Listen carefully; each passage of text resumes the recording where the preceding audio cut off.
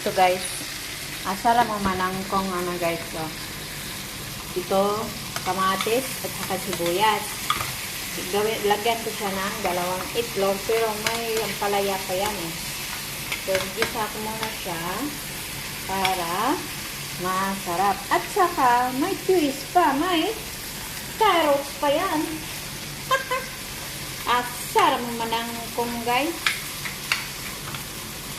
Oh, diba? At saka, dalawang egg. Yan.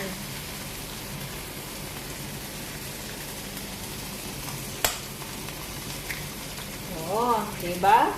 Bagong recipe yan. Kasi, ginaganyan ko siya, guys. Kasi, para masarap. May vitamins din. May carrots, may kamatis, may sibuyas. At saka, lagyan pa ng ampalaya. O, diba? At saka, lagyan pa yan ng dahon ng sibuyas. Asar mo lang kung sa ako ang recipe, guys. Para hindi mapait yung ampalaya, guys. So, hayaan muna natin siya dyan. Huwag natin siyang hukayin.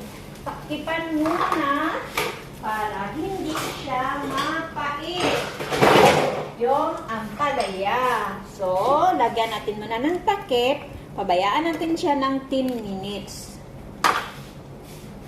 Para maluto siya dyan. O, diba? So, yan ang technique na magluto ng ampalaya na hindi mapait. So, o dyan. Hayaan mo siya dyan hanggang pahinain lang natin muna ang apoy, guys, para hindi siya masunog yung itlog. O yan, yan. So, diba?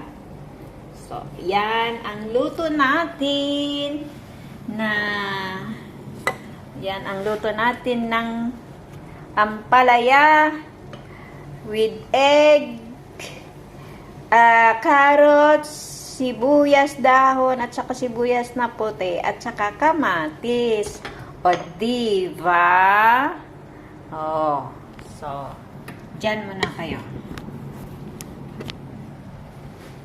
Ay, ano ba yan? So, ngayon, pwede na natin siyang ay, namatay! Matay pala yung apoy, guys.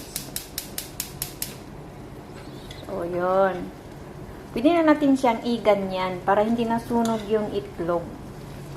O, yan ang technique, guys, na para hindi mapait yung ampalaya. Hindi natin siya halu-haluin. Kasi yun daw eh. Yun, natutunan ko yun sa mama ko eh. So, at saka, wala palang asin to.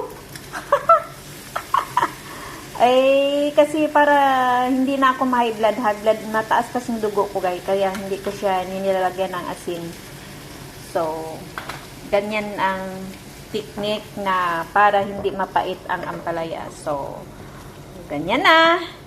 At saka, takpan natin siya ulit. At yun, tapos. Yan, tapos na yung putahin natin, breakfast natin ngayon. Yan, guys. So, pero 3 araw ko ito maging breakfast. Bye-bye. Salam. Bye-bye.